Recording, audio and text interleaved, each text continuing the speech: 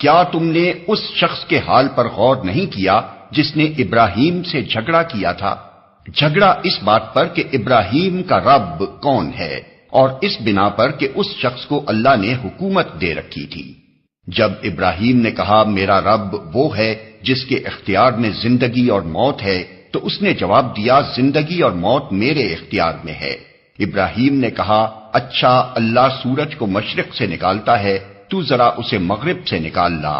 یہ سن کر وہ منکر حق ششدر رہ گیا، مگر اللہ ظالموں کو راہ راست نہیں دکھایا کرتا۔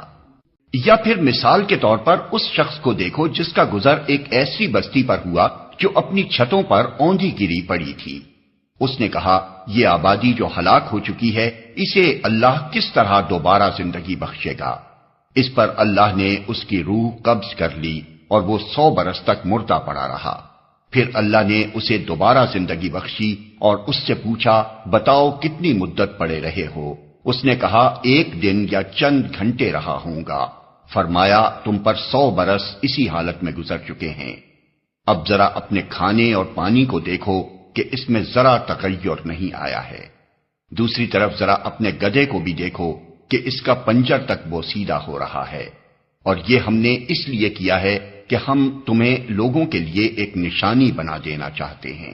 پھر دیکھو کہ ہڈیوں کے اس پنجر کو ہم کس طرح اٹھا کر گوشت پوست اس پر چڑھاتے ہیں۔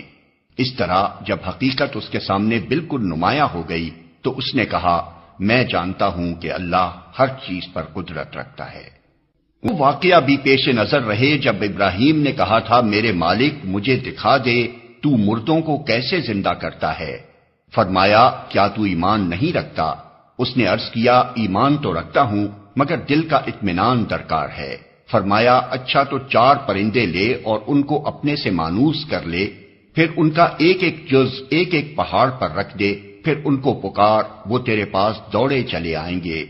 خوب جان لے کہ اللہ نہایت با اقتدار اور حکیم ہے۔